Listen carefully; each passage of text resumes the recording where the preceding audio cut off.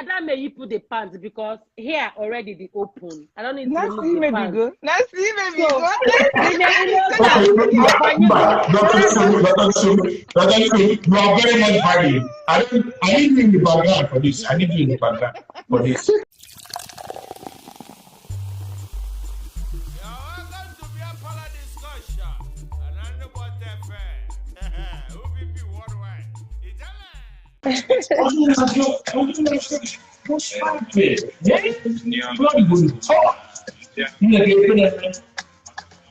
I'm okay. Happy Sunday, everyone. Nana, yeah. Nah, Never since now. And that's not 2 hours is a long time. And that's not 2 hours. so how many? Yeah? So how many hours now, Kenya again? 1 hour. Oh, 2 hours. Yeah, I guess 2 hours to have sex, right? Oh yeah. It's too much. Too much. All too much. See, I keep saying it when it comes to sex, on a them in weather foreplay. Okay. Intense. Yes. Okay. Weather foreplay, smoosh very well. I mean, without penetration, no. Smoosh very well. Okay. You know.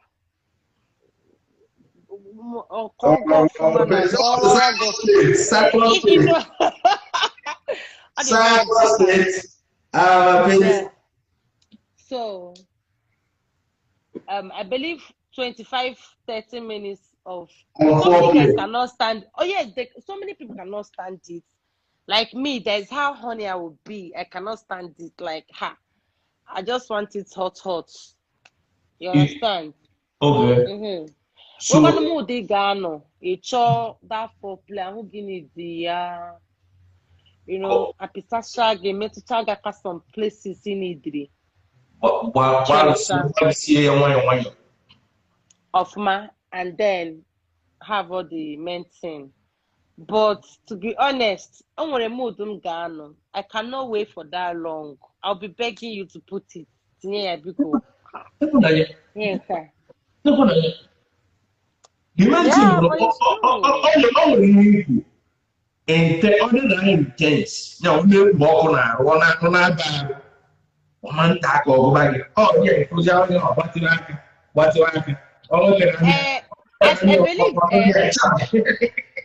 I believe you're not mother bomb now matongue horror and then Ota managara or the call is a managage, that kind of a thing, right? You guys take your time. Sorry, take your time. Do you know why you? If you want a ratio figure, man, boyabu. Do you why you? Have you know that first take your time. Like me, if I'm having a good sex, I'll tell you don't rush it. Or that also. Okay, so foreplay, how many minutes? Foreplay, let me say 20 minutes. Okay. Yeah, 20 minutes. 20 minutes is enough. E.g., me a Hawaii a day off ma because I don't want to drink a day. Then why need it? But why I can know in the mood they rad the auto. Oh yes. So why not the mood? Why not the mood a lot? I think what can I know in the mood because I don't. You cannot the mood. 20 minutes is bro. Max, yes, max 20 minutes. Then una rawaze dot yes. Elazaña 40 minutes. Thereabout. But you figure out that it made that foreplay at the end of the day. You will not last that much.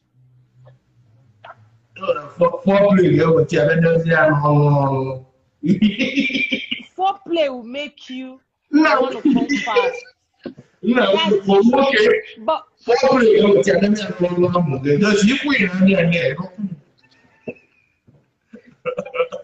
But so many.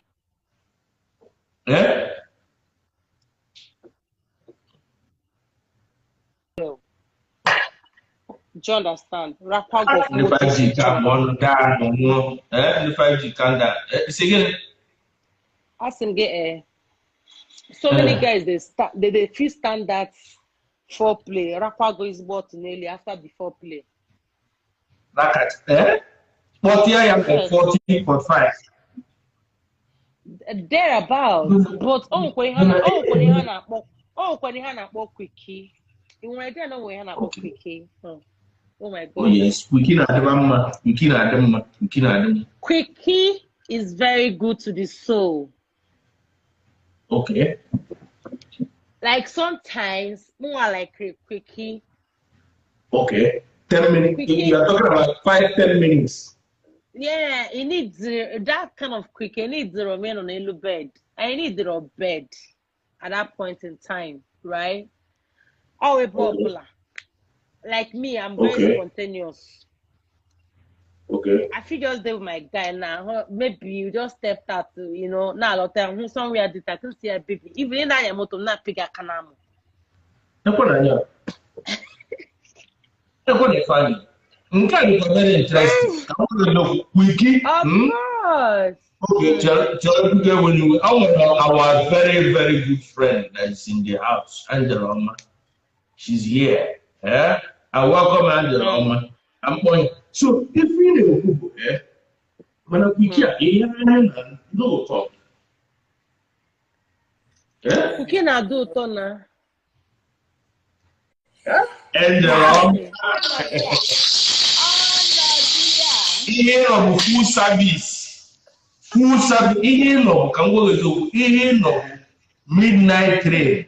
Problem candidates. To God with me. Ihe na-ekwu ihe adọpụrụ akwa. But as for God in reality, I didn't say nothing.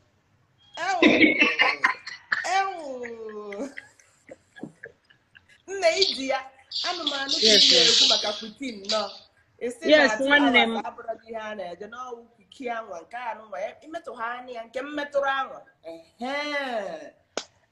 Guy, I want mind discover horror that I'm going to mind at the thing and mem rot. Ha, Maga the mind like this. That's all one name more home amo. Man, just really know my positions. I just any can come or wrong women. Where the strength because I can't suffer myself. Nga choro water na bali. I don't go see. What time no na I don't stress him. Where my positions are here. Do you understand? I try me by had them mic and they happy, in them not the happy. Because that's for me. I'm all right, red wine. I be this drink 4 cousins. I just discovered that the my water me boom. It's mild, yeah, but on a joint at the end of the day, figure out that one day it didn't okay. We need the ammo. Hi, Jesus. Okay, so it's not matter at the end of the day. What upon you can eat something. Asking Galotram from tomorrow. Like this, our work now is stressful. Like now, whatever come back from location, just start out. Now. Ma just watch them. Maybe I'm noticing now who they mean. Pay attention to your body. I'm about to now go here. Oh yes, pay attention. When you pay attention, I pay attention to my body. If you're not fucking me the right way, thinking me by me. I home go me mete gay. I always pay attention to my body system. You understand? Oh yes. Watch them. My home amo le quanum. I just wear my pussy teaser because I don't stress my life. Where my pussy is a bust up and no, it's an accommodate now, bust up more fuma. Singing a come on, ya gwagi. Ha! So, welcome, Angeloma.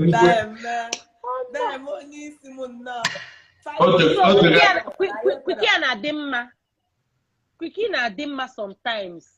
Imagine if I have a boyfriend and then because me I'm very crazy at times. What to do for God to come on we be the dark him for get sever get that side. Because azota. Okay. Okay. Can you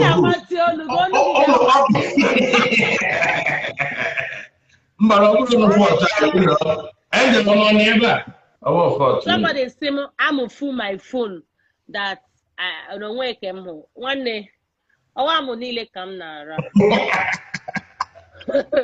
Ọbụrụ amụ niile. Ana m Adam Tuesday like m na-pick him na-aba m n'ahụ. M na-ewe dị amụ. It has to be huge. Achọrọ m ị na-ebe akwa ma ọ na-aba m n'ahụ. Okay, it's okay. Ha! Ala mara eri oto. I feel there 2 months. But I'm sorry, all fire to fire. And because actually 2 hours is too long. Can you feel it? All the nature, all depend. And when 2 hours in his rook, or catch us, or no teni raberot. Even oboni raberot do more teo aka. Echoze take irakota yinina henarabe. Oto If you have to make the bruiser, hotel. Oto Canada. If you have one on, I have me on the way.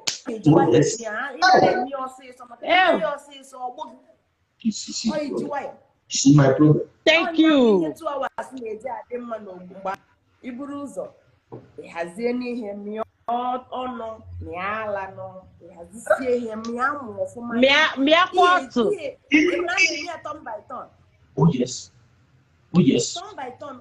Iburuzo, a man can walk. Oh yes. When you hotel, when was the on? Oh, you take time, maybe good year when you go in keys because I'm cabron can make can I can see all the each. About near a brought to them. Mana, Oburon Naya the car can send them. Okay. Give me travel, but it depends how what the 5G may mess up, but don't worry, we're gonna survive it. We're gonna survive it. It's a natural phenomenon. The 5G not that hard. So, but don't wait to read cool. Work on the way. I'm for him to read you. Oh yes. Why OJ Worona? Okay. Only some guys in here. How get cool down? May I go to me? I give any negate that nature. Abazi, get a let them one would this so entice nature of the thing by all means. I got the guy wear condom. Only Johnny and me also why me try maybe only he used to get a condom for. Is the question I want to ask. Oh God.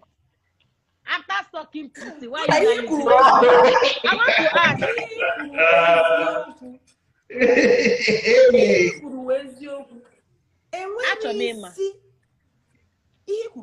Where is he na onye ji ọnụ ya banye ebe ahụ doye ya jiri ile wee rachasịcha ihe niile ma mmiri ọtọ you got to wear condom. Are you not daft? Nna iburugo ọnụ gị ihe ọzọ ebe itinyechara n'ọtụ nwata nwaanyị mmadụ amarodị m ihe eji eburuzi amụ buru kondom na-emebisi ọrụ na ịrụwara okay busy enough for pregnancy.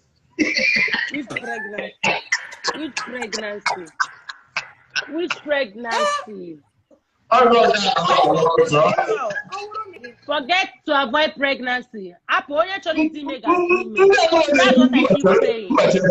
Why am I for protection? Only for protection. You will be here on the money.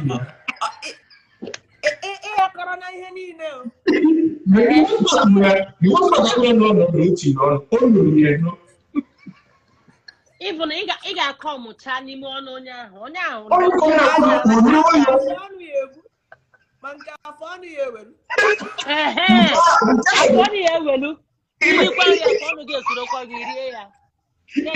The essence of using condom. I am smart, Joe. That's not stopping me.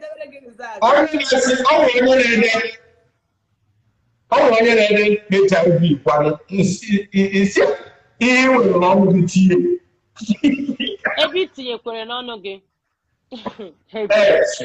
ihe ka nkiri n'ebe ahụ bụrụ obere but wait ọ bụrụ ọnụ gị ga-eche ọsọ amụ ka eji enweta disease what of ọnụ asịmatụ ọ nwekwere ka adị m what of ọnụ ndị mmadụ anaghị amawo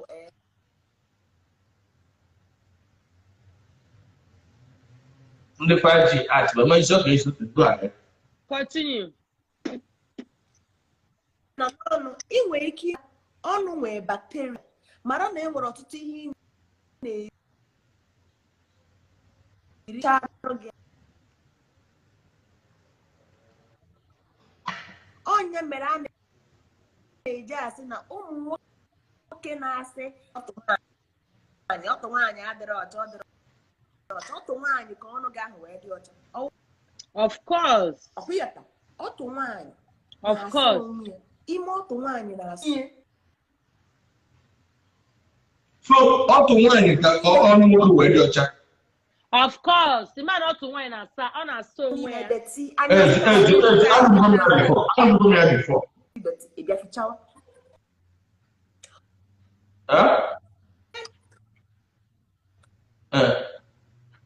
ndị 5G calm down 5G ọ gịnị ka e mere unu today a na-aka m ara n'isi ma nwa m ga m efuru efu na nsị go ahead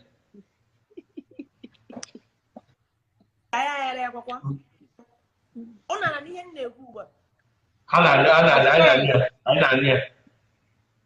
ya ọfụma asị m ọkụ ịhụrụ ọtụ na-asa onwe ya ọkụ ifuru ote anụ ma anya si atụ onwe ya anya ya asa onwe ya o nwere ike ịlara ụra site n'ụtụ ọ sachasị ya na weteziere gị atị anya n'iru ebe ebe ọtụ dị maka na o nwee mmiri ọ na-agba mmiri ahụ ọ na-agba ọ na-efichasị ihe nọ n'ime o wepụtazie elu gị unyi ya n'iru ọnya wụ na ijezie na mkpochi ije sachasị anya yatago ịsa ọtụ gị iwere mmiri na ncha ịsachasị anya ọnya mere o ji adị ọcha mara na ị na-ewere amụ gị etinye n'ime ịbịazie nke ọnụ enwere ọtụtụ ihe ị na-eri ị na-aṅụ biya ị na-eri ose ị na-ata banana ihe eme nka mee nka ihe niile ahụ ị na-erikọ iricha anya enwecha ndị nke ya afanyecha gị n'ere of course sie Igbo ọnụ adịzi egwu ọnụ mmadụ na-esi kaba lachara ya tọmtọm imecha ihe niile anụ ojecha fanyecha ofu ebe debe ajedebele onye mere eji asị gị mgbe ọbụla iri nna gị fụchaa ọnụ gị enwụọ mmiri maka na ọ na-enye aka ịfụchasị ihe mana bikos na ọnụ gị anwa na ị na-emechi ya oge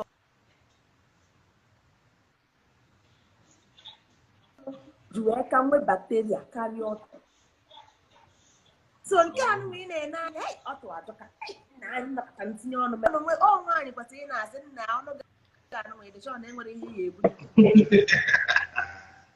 okay so on a more serious note ihe dị na ya bụ onye ma na ya ga-aga to the extent of ịlachaba alacha ma na use condom but ihe some people na-ekwu ha na-ekwu for other things like pregnancy like ịmaga ụmụ other things dịchakwa involved so ọ bụchara ịbara idea bụ say iti eziokwu nna bụ enyi otu nke mma bụ nke bụ eziokwu bụ na ifụnyere nwaanyị 1 time 2 time 3 that third one most likely condom amandia let me tell you now most likely ụmụ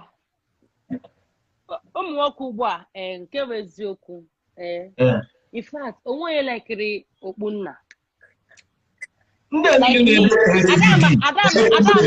Adam arụ ọtụ anyhow. Ndị na-ede STD, we na-arapụ with condom or without condom. How about without condom? Ahụrụ nwoke na-araba ọtụ without condom. Ahụrụ m. The worst part Ahụbeghị nwoke the condom gara bụ ọtụtụ. iwe Na-arakwa ya. Mma ya sị na ihe dị mkpa wụ na ka ị mara onye gị na ya na-emekọ ihe. Of course. Ọ na-bụ ihe dị mkpa.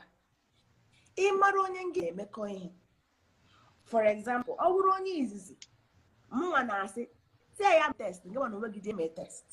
Very important. Ọ na-aka adị safe.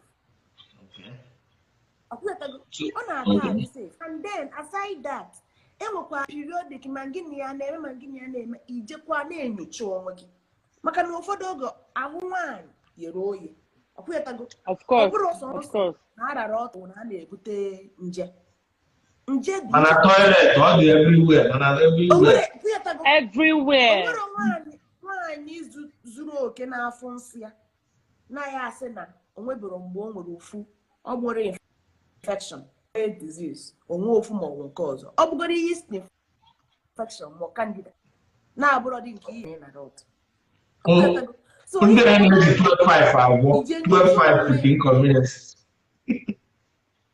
Inye onwe gị maka ihe anụnwa na-atọkwa n'ụtọ na-egbu egbu enwere nwanne anyị nwoke obai nọ na-gụrụ egwu ihe na-atọ ụtọ na-egbu egbu. Oh yes. Ọ bụrụ ya ka ị na-achọ nke na-atọ ụtọ ị na-enye onwe gị onye itinyere ana kondọm ọ nara aka atọ maka ma nwoke ma nwaanyị ịma na arụ amụ ugo nwanne m ihe a na-akpọkwa akwara na-anụ n'amụ makwa na o nwere ebe ọ na-agaru. Ịhụ na agbakwara anụ n'amụ makwa ebe ọ na-agaru. You not feel it again now. Oh, nna ka m gwa gị eziokwu ka m gwa gị the condom self at some point ga bịa dry wagi up somehow. Even the condom na ka m gwa gị eziokwu onye ọbụla bụ onye na-etu jeke ya ka ị lụọ ọtụ condom ga-akpọ unless me be such a careful yeah ọkwa ka iti oje ị ga na tio ọya enwerịrị mbọsị ọya agbawa maka ihe a na-atọ gị nke nwaanyị na-ama ukwu mpaka maka na ọ na-ama ukwu ahụ ọ na-ama inwe ike ichefu onwe gị na-akụzi ya ka the worst part bụ na ọdụ nwaanyị ịma ị ga-ama ị ga-ama. You know why? At that point, condom they seize woman wetness and all that. At that point, condom power, you feel it. Your pussy and everything, the water will now start coming. You start feeling it. I don't know. Just use your language. At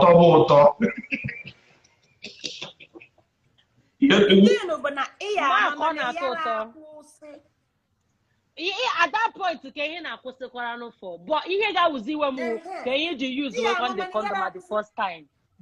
So what's the essence?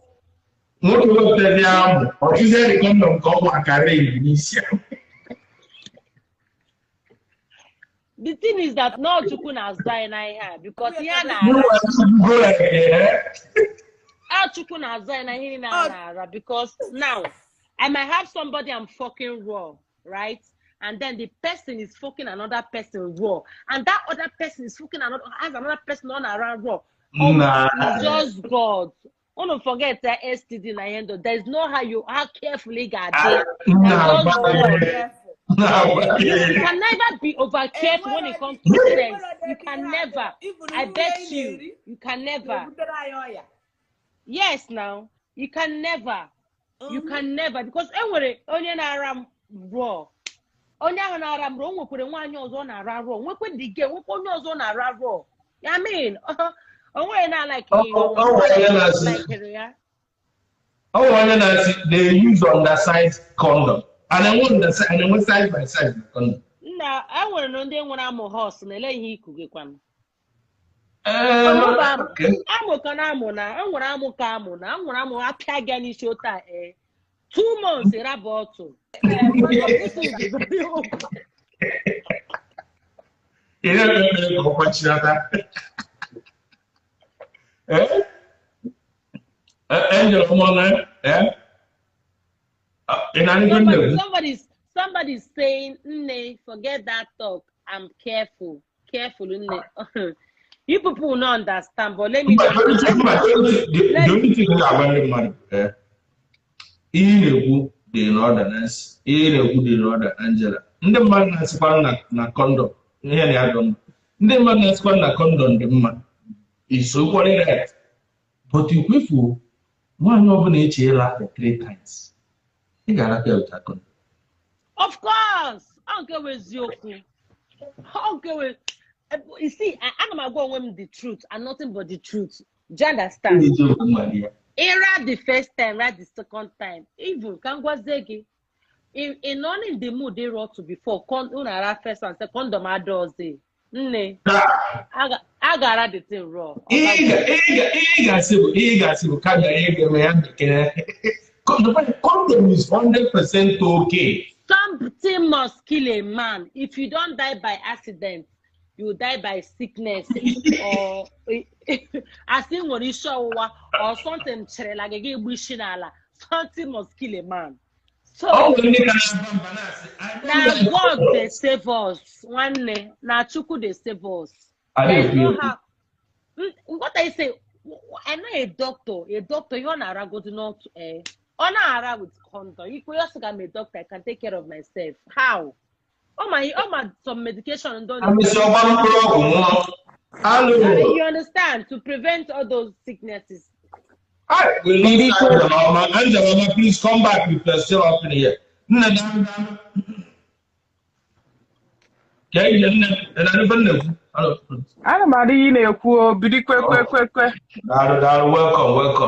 Because if I can you condom, them can waggy why. And may use here and I didn't match the type when they use. I didn't match the difference in use and when they use. It don't make the difference. You understand? Because condom were the different sizes. So it goes when a sizes di chiche, when udi chiche. Hello, Angeloma. So he use all the correct size and use all the correct type, and he remember any difference. No one fine. All the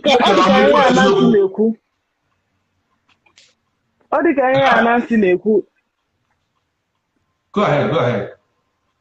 Yeah, Nancy na-ekwu na asị na onye ira mmadụ, ira mmadụ ijighị ya ịma ma onye ọzọ onye nke ọzọ onye ọ na-ara ma ọ dịkwa safe ịma ụdịrị ya enwe mgbe m ka nọ na university m na-enwe ụmụ ọya ndị ahụ nje n'ụlọ ọgwụ dọkịta asị m na mụ na ọyị m nwoke a na-eme without nsị dọkịta ọsị m na ọyị m nwoke ma nwere onye ọzọ dara nsị dọkịta ebe ka ihe gị na ọbụ ọyị nwoke ka ịfụ ya njọ ya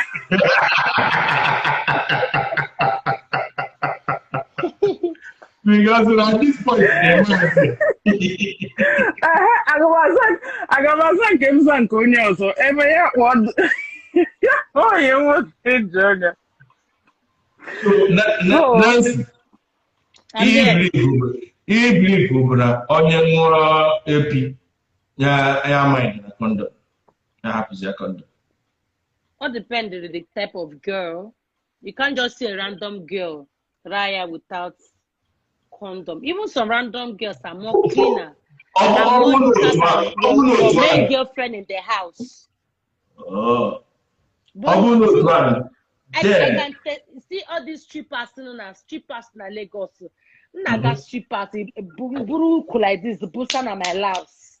Now money ha canik anyhow. Guy, I dey catch cruise on a steady. Now Maya cani iya okay, Maya gegishi. I dey do guy. Hey. Maya ka meshi. Those Hey, strippers God, are that's fucking it. clean. Hey, Jesus. The girls are Doctor, fucking clean. Doctor Kiso. Doctor, Doctor, tell us. doctor, a word from doctor, because Why you a word from doctor. Why are we even now? See, because I'm not trying to knock anything you're saying. Everything you're saying is It's good, fine. but please stop promoting these things and telling these girls that it's okay to do these things. It's not okay. No, I'm to not do telling these them it's not okay. I'm just saying. I never said it's okay. I never said it's okay. Yem na kowawo. Onye ahụ na-ara nwere onye ọ na-ara. Nwekwa onye ahụ na-ara raw. To me, that's what I'm trying to say. There is just God that is saving us. You're just talking generally, right? Of course. Even your man gets 0-0 outside. The more you're raw, we call a raw. And that person or raw, when you're on a raw. You understand? It's just God that is saving us. So that is why you need careful. That is why nobody's 100% careful. Okay, so I think open that in a dating matter. If it's your husband, yeah, of course you will be able to do whatever you want to do with your husband, right? Man, open not like random guy or boyfriend or whatever, whoever the guy is or whoever the girl is. Of course, you use protection. I think you're supposed to always use protection. You know. Double it safe. I cannot put my email doctor. It is a medical thing. I don't put my because of I didn't choose you because in a co-one boyfriend.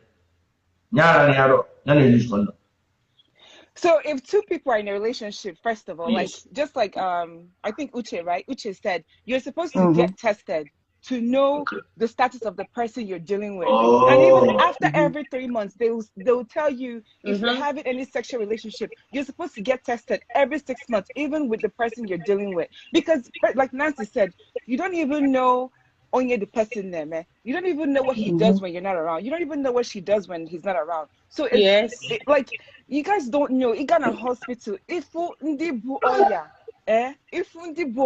I don't think we'll be talking about this thing right now, like the way we're talking about in America,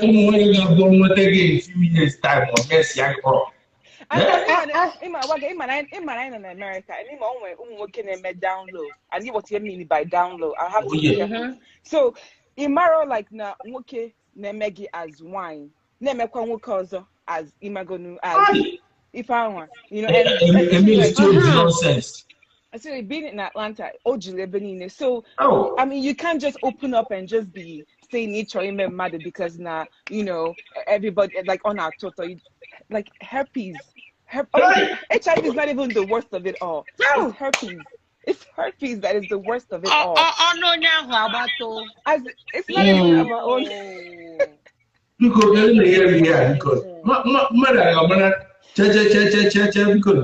so if you want to not assume you are 100% right. But my own thing, I'm no come and join somewhere 3 times. Can I use condom? No, like just like everybody saying, opening a dating matter, open again a serious committed relationship. Yes, people would explore not using condoms, right? Okay, but so even as that, I suggest a Jeff with test. Yeah, even as that, even when you go like women, we are supposed to go for every 3 years. You're supposed to go for annual screening. So even as that, I got squaggy. Let me tell you the question, Anajo. Ije women's clinic, ije for gynae. I got Jugi. Who are you having sex with? Are you having unprotected or protected sex? Are you having threesomes or multiple sex partners? I got Jugia. I got Sigi in a full in a use in a me wine to wine to based on the answer is the medical assistant. They will now tell you what to do as in terms of like how to educate you on, you know, curing and protecting yourself. Yeah.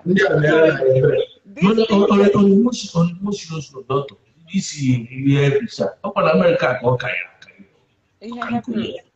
What do you mean? Now? No, but I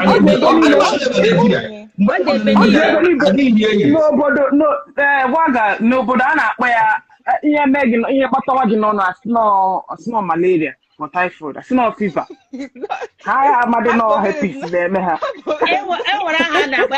blister. No blister, no no fever. But on a more serious note, the thing I am not the other guy. I'm going to the show. I am a child than that. You know, oh, back and you will know about as the headies.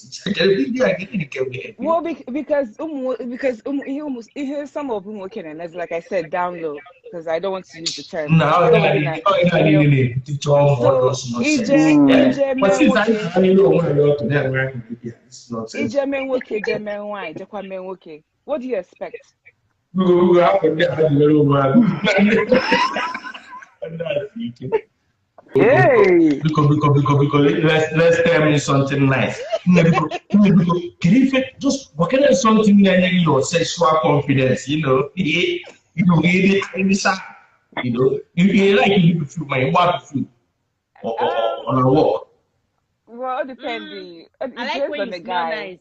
When you smell You nice, smell it's nice. You guys smell it nice. will char now but you bar perfume. You know not bad at least. What can they see? Honest hi. it's Oh nice. yeah, didn't you want for your tagata? I'm not attacking. You It's joking. understand? On the make Hi. it's so easy. You can't be with somebody. A man in a body or In a onions. You can't be brushing at night. That I share. Yes, so you got the man.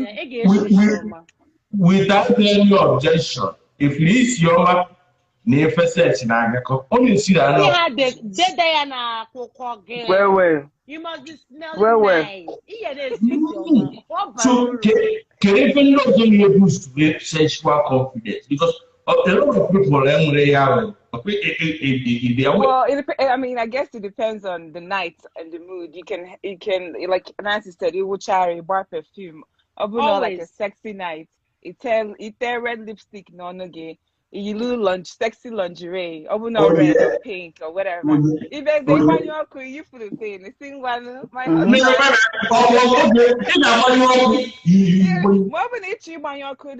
Depends on you can like the light must be on. No, the light has to be on. Everywhere.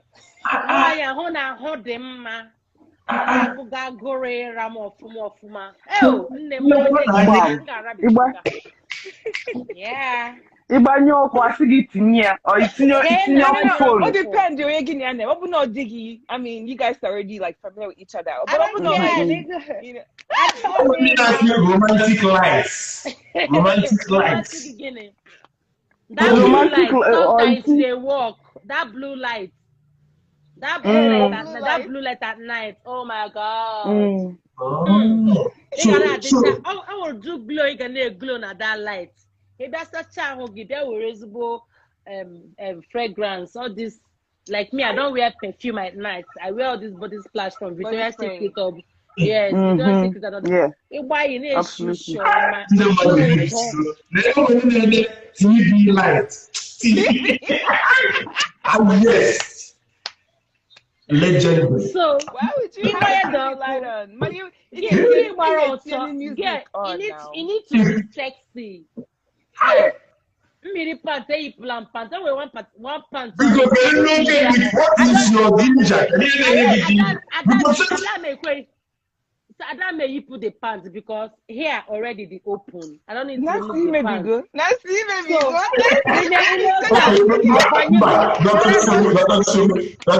You are very much valued. I need you in the background for this. I need you in the background for this. Fabrics in my person. I need you in the background for this.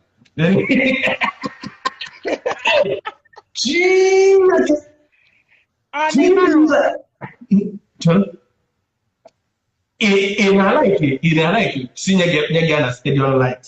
Senior get full light. Waga, in Rotam no na Kewezioku. I told me more corner, which can be off light again. Unless I am not in the mood like asachoga ahụ ụmụ ya ndị ahụ gị just dina na bela agbanye that blue light. You know, that light ọ dị catchy. Ọ na-enye gị mood. That light ya m na-akpọ ya mood. Ndị njọ gị nwere mood. Ị na-achọ ka ihe wu mood. That light wu mood. That blue light is mood. Ịgbanye ya nwanne. So if you prefer na blue, Angeloma atwa. Nancy Igbo mo. Nwanne inyo gị kwọ m ụgwọ. Inyo gị kwọ m ụgwọ. To go. Ihe a na-eso n'ugbu a onye nwe ọkwa anyị ụgwọ. Onye nwe ọkwa ụgwọ. Inyo gị kwọ m ụgwọ biko. Ọ na-abịa nso. Okay. Don't worry, I will make you come. Oh, baby. Angeloma, ịmụ na otu ndị mmadụ mere imagine ka your confess guy, but it's okay. Don't put yourself in that thought. May not come ka iru guy, but don't put your mind there. But ihe na-ajụ ihe anaghị na-ekwu. Kedu ọkụ ibi nwụrụ ga-enye confidence? If you know your sexual confidence, you know. Environment. Mmadụ dị iche n'iche na ọ bụrụ na ọ mụrụ. Akwa na-ajụ nwa. Ọ bụrụ mmụọ ọ full light. Oh yes. Maka. Stadium. Otu esi. Ịma na mbụ na African woman.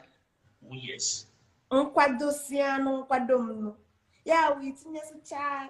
Ịma na enwe ụdị akpa ara na-eyikarị. Ọkwa anka. Mmiri akpaala mgbacha perfume maka ọga m ihe isi ụtọ nke ya nwere o nwere level.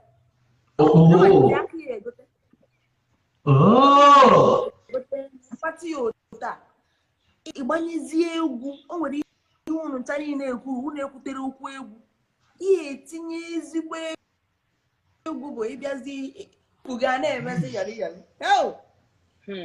Nwanne m. So it's your full light. On the lose your balance here. Enwere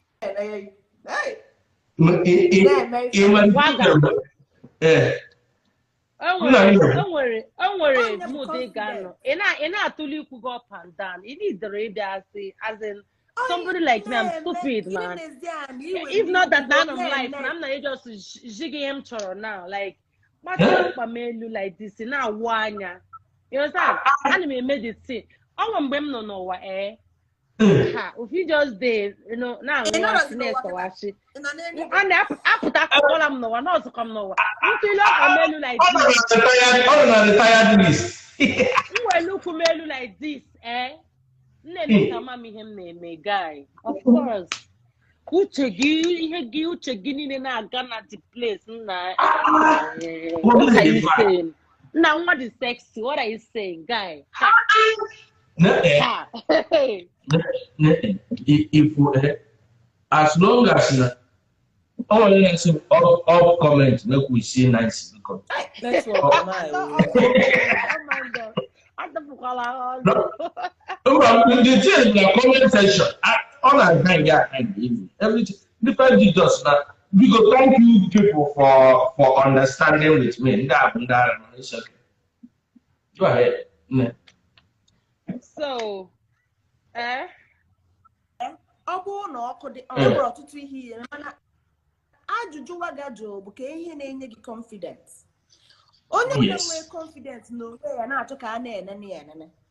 Mana enweziri ndị na-anara achọ ya maka ife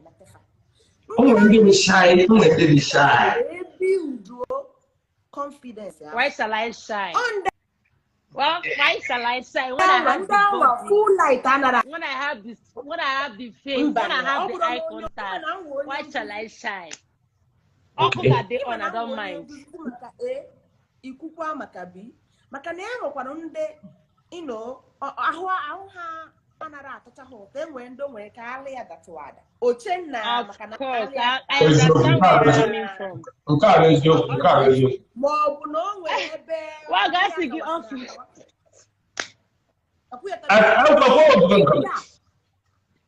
ndị nke a ịbịara ana itinyere ọkụ blue Okubla ye me nara afuchi anya mama na ina afu ya. Okay. Even in Yosia, or feel no confidence. Waga has to get off comment, off for comment. Oba uru. I'm the okay now. What the sex like?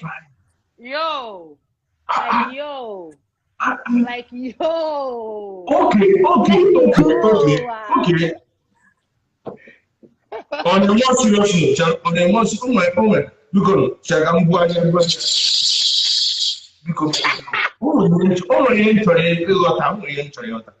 because I want to complain. Okay, Pinyaro. You know, that's not sometimes na wine na carry receivers, na have carry pleasers. Why on a pleasers like why on the what the time you must go more, you go work the kind of time you must go.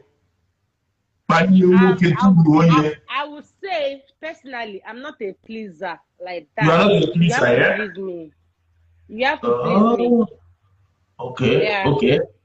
You have to please me. You have to please me. Hey. You have to please me. I need to be pleased on bed. Okay, okay. You just hunger.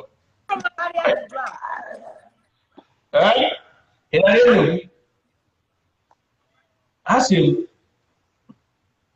Okay, ask him. Like okay. More of whom will please us for receivers. And two here managing over now. Always receiver. I'm a receiver.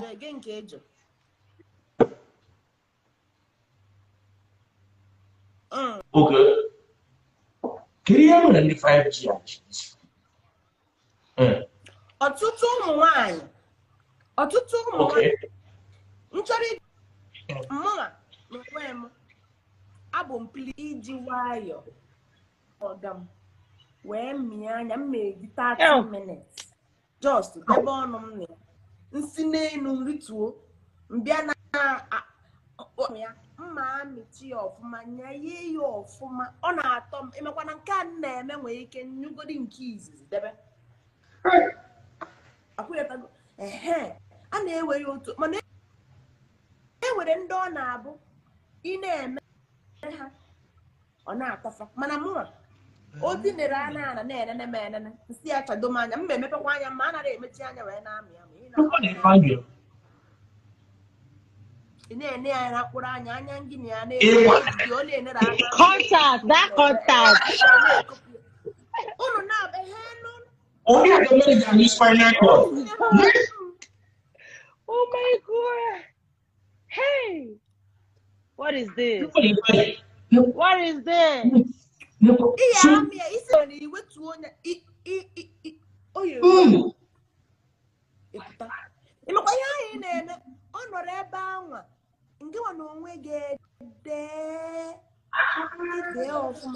Take your time. Imechazi anya.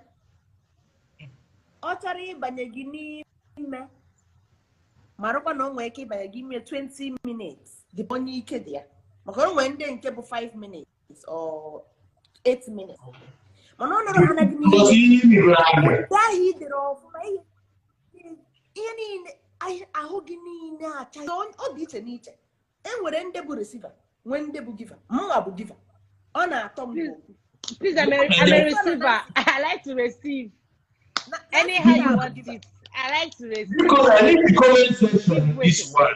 Where is my comment section? Can I say something? Yeah. Why I'm not a giver? Because me personally, small things irritate me a lot. Okay. I'm sorry, yeah. Small things irritate me. Like in my head, things are always playing in my head. Always. Man, I'm gonna make something now. Getting distracted. If they are not distracted, Adlam turned off. Okay. I'm sorry. I'm distracted. Yeah, this is me. And secondly, Yona, Mona gonna with something. It should have shoma to my test, or maybe perceive, maybe some odor from you, maybe from your armpits or your mouth. Anyhow, yes, yes, it's a turn off for me. So, but in my own uche ndị oke ekwu na-ekwu ya na-ekwu na nwaanyị ego pliza na aka anụrụ ụtọ ọtụ in the sense that na o nwere ole tun na ọ ga-abụ tun nwoke mkpe because oke nwere esi tun nwoke mkpe rachacha anya mechaa ihe niile a o nweta gị ọlapụ ise is a lie. Eziokwu ọ dị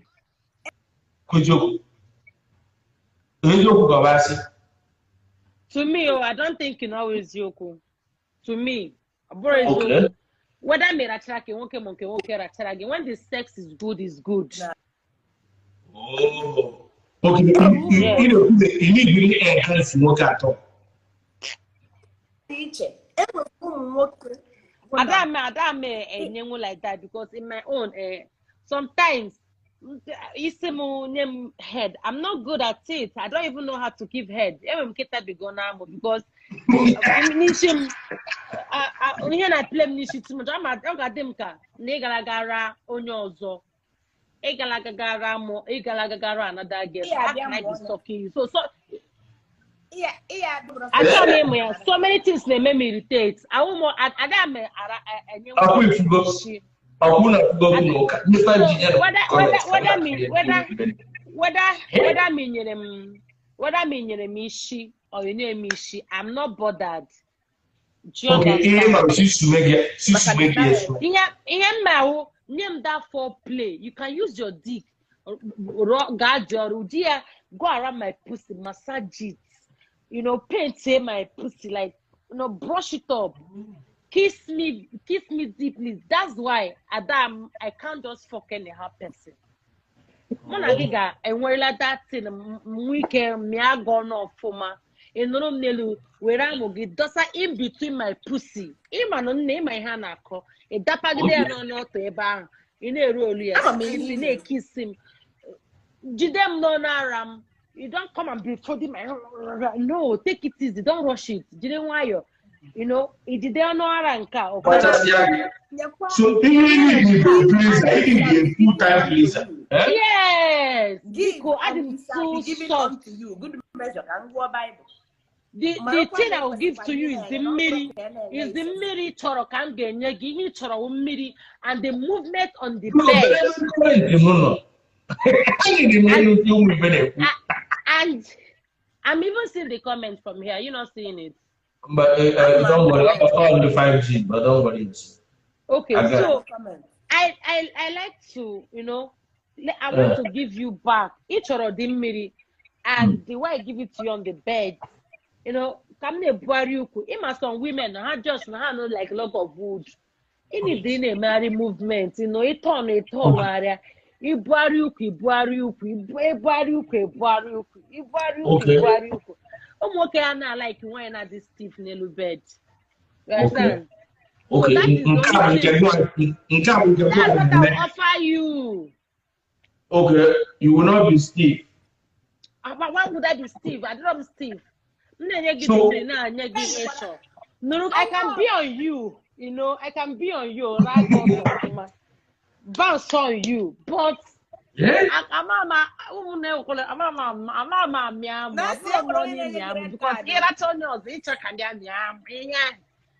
It's always playing in my head. That is just the problem I have. That's the problem I have. It's always playing in my head. So I don't mind me make a more too. Don't expect me to miaga. That mommy. Yeah. How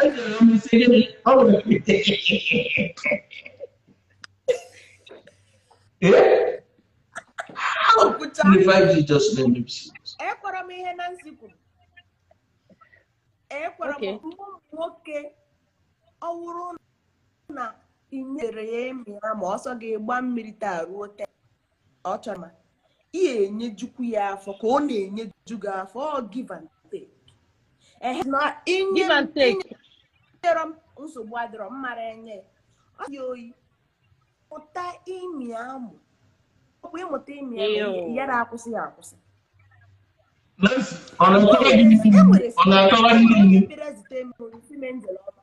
Adama atọ ashị enwere onye bịa mitie m si me Angeloma ntinye ọ na-awụ ọ na-asụcha m oyi ọ na-asọ m oyi that semen na-apụta na ọ na-asọ m oyi